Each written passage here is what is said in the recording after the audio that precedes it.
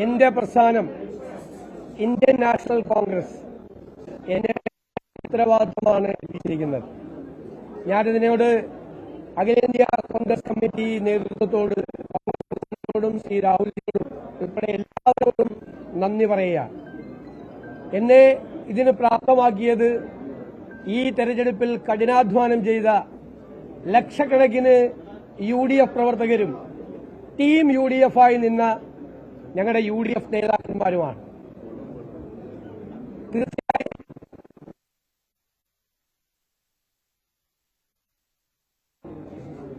കേരളത്തിലെ ജനങ്ങൾ ഏൽപ്പിച്ചത് 10 വർഷം നീണ്ടുനിന്ന ഭരണം അവസാനിപ്പിച്ച് 102 സീറ്റുകളോടുകൂടിയാണ് അധികാരത്തിലെത്തിയത്. ആ ജനങ്ങളോട് ഞങ്ങൾ പറഞ്ഞ കാര്യങ്ങൾ ഒന്നായി ഞങ്ങൾ ചെയ്തു തീർക്കും. കഠിനാധ്വാനം ചെയ്ത് പൂർണ്ണമായ അർപ്പണബോധത്തോടെ ജനങ്ങളുടെ ജീവിത നിലവാരം ഉയർത്താൻ, കേരളത്തെ മാറ്റിയെടുക്കാൻ, പുതിയ ഒരു കേരളത്തെ സൃഷ്ടിക്കാൻ, ഒരു പുതിയ തുടക്കം ഞങ്ങൾ എല്ലാവരും ചേർന്ന് കഠിനാധ്വാനം ചെയ്യും. രാഷ്ട്രീയ പ്രവർത്തനവും പൊതുപ്രവർത്തനവും ജനങ്ങൾക്ക് വേണ്ടി നടത്തുന്ന കഠിനാധ്വാനവും അവർക്ക് വേണ്ടി അർപ്പണബോധത്തോടുകൂടി ചെയ്യുന്ന പ്രവൃത്തിയുമാണ് എന്ന് ഞങ്ങൾ അതിന്റെ നിർവചനം മാറ്റി എഴുതും. പൊതുപ്രവർത്തനത്തിന്റെയും രാഷ്ട്രീയ പ്രവർത്തനത്തിന്റെയും നിർവചനം അതായിരിക്കുമെന്ന് മാറ്റി എഴുതും. ഇതൊരു ദൈവികമായ നിയോഗമായി ഞാൻ കാണുന്നു. വ്യക്തിപരമായി കിട്ടിയ ഒരു കാര്യമായിട്ടല്ല കാണുന്നത്. അതിനെ സഹായിച്ച ഒരുപാട് ആളുകളുണ്ട്. ഈ വലിയ വിജയത്തിന് ഞങ്ങളെ സഹായിച്ചത്, ഏറ്റവും കൂടുതൽ സഹായിച്ചത് AICC ആണ്.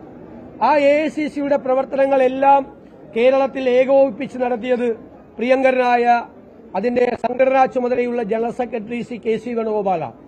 ഓരോ ദിവസവും ഓരോ കാര്യവും ഞങ്ങളോട് ചോദിച്ച് എല്ലാ കാര്യങ്ങൾക്കും അദ്ദേഹത്തിന്റെ പിന്തുണ നൽകിയിട്ടുണ്ട്.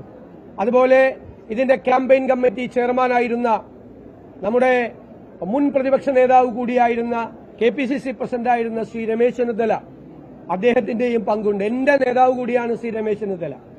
എന്റെ പ്രിയങ്കരനായ സഹപ്രവർത്തകനാണ്, നേതാവ് കൂടിയാണ് ശ്രീ KC വേണുഗോപാൽ. അവരെ എല്ലാവരെയും പൂർണ്ണമായ വിശ്വാസത്തിലെടുക്കും. KPCC പ്രസിഡന്റ് ശ്രീ സണ്ണി ജോസഫിനോട്, അതുപോലെ ഇവിടുത്തെ ചുമതല AICCയുടെ ചുമതലയുണ്ടായിരുന്ന ശ്രീമതി ദീപാദാസ് മുൻഷിയോട്, എല്ലാവരോടും അവരുടെ ക്യാമ്പ് ചെയ്താണ് ഇവിടുത്തെ പ്രവർത്തനങ്ങൾക്ക് നേതൃത്വം കൊടുത്തത്. എല്ലാവരോടുമുള്ള നന്ദി ഞാൻ പ്രത്യേകമായി പറയുകയാണ്. ഇത് വലിയൊരു ഉത്തരവാദിത്തമാണ്. കാരണം കേരളം അതിന്റെ ഏറ്റവും വലിയ സങ്കീർണമായ ഒരു അവസ്ഥയിലൂടെ കടന്നു പോവുകയാണ്. ഞങ്ങൾ തന്നെ ജനങ്ങളുടെ മുമ്പിൽ അവതരിപ്പിച്ച കേരളത്തിന്റെ ഒരു ചിത്രമുണ്ട്. ആ വെല്ലുവിളികളെ നേരിടാൻ കേരളം ഒരുമിച്ച് നിൽക്കണം. കേരളത്തിലെ എല്ലാ വിഭാഗം ജനങ്ങളുടെയും, പ്രതിപക്ഷത്തിന്റെ ഉൾപ്പെടെയുള്ള പൂർണ്ണമായ പിന്തുണ ഞാൻ അഭ്യർത്ഥിക്കുന്നു.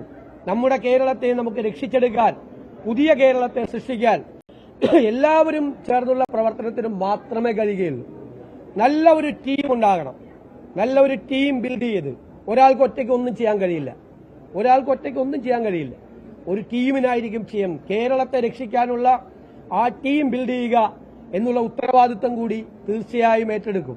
ഹൃദയം നിറഞ്ഞ നന്ദി എല്ലാവരോടും പറയുന്നു. കേരളത്തിൽ ജനങ്ങളോട് പറയുന്നു.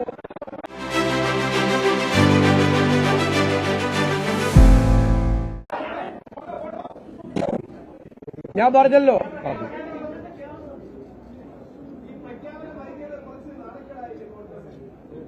ഒരു നാണക്കേടുമില്ല. ഇതൊക്കെ ഫോർമാലിറ്റീസ് ഉണ്ട്, നടപടിക്രമങ്ങളുണ്ട്.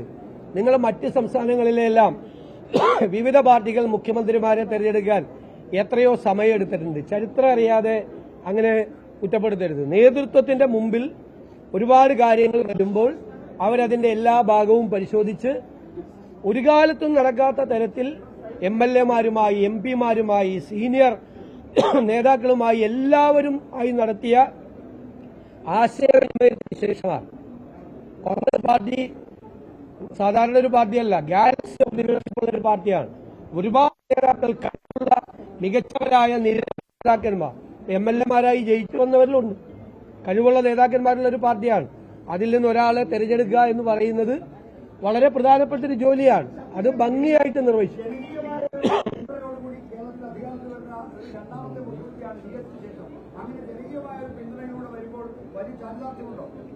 അല്ല, തീർച്ചയായിട്ടും ജനങ്ങൾ പിന്തുണച്ചിട്ടുണ്ട്. ജനങ്ങൾ UDF-നെ പ്രതീക്ഷയോടുകൂടി കാണുകയാണ്. അവർ UDF-നെ പിന്തുണച്ചിട്ടുണ്ട്, വൻ വിജയം നൽകിയിട്ടുണ്ട്. അതിനവർക്ക് വലിയ പ്രതീക്ഷയുണ്ട്. ഞങ്ങളറിയാലോ, ഞങ്ങൾ ടീം UDF ആയിട്ടാണ് നിന്നത്. ടീം UDF ഒരു പാർട്ടിയെ പോലെയാണ് പ്രവർത്തിച്ചത്. എല്ലാ നേതാക്കളും, പ്രിയങ്കരായ സാദിഖ് അലി തങ്ങൾ, ശ്രീ PK കുഞ്ഞാലിക്കുട്ടി സാഹിബ്, ഏറ്റവും സീനിയറായിട്ടുള്ള Shri PJ Joseph sir, Shri പ്രേമചന്ദ്രനും ശ്രീ ഷിബു ബേബി ജോണൊക്കെയുള്ള RSP, CP ജോൺ ഞങ്ങളുടെ UDF-ന്റെ സെക്രട്ടറി ആയിരുന്നു. അതുപോലെ ശ്രീ രാജൻ ബാബു, ശ്രീ മാണി സി കാപ്പൻ, ശ്രീ അനൂപ് ജേക്കബ് ഉൾപ്പെടെയുള്ള UDF നേതാക്കൾ ഒരു ഒറ്റ പാർട്ടി, ഒരു പാർട്ടിയെ പോലെയാണ് അവരെല്ലാം പ്രവർത്തിച്ചത്.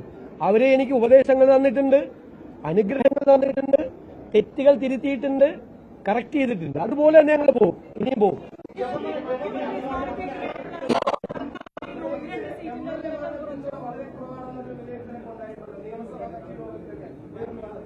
എങ്ങനെ?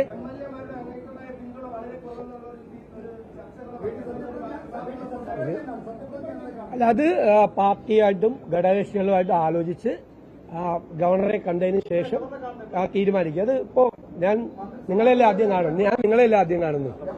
എല്ലാ മുതിർന്ന നേതാക്കളുമായി കൂടിയാലോചിച്ചതിന് ശേഷം ഗവർണറുമായിട്ട് ആലോചിച്ച് പാർലമെന്ററി പാർട്ടി യോഗം ഇന്ന് വെച്ചിട്ടുണ്ട്. അതിനെല്ലാം ശേഷമുള്ളൊരു നടപടിക്രമമുണ്ട്. അത് ഒറ്റയ്ക്ക് തീരുമാനിക്കുന്നതല്ല, ഇതൊന്നും കൂട്ടായി തീരുമാനിക്കുന്നു.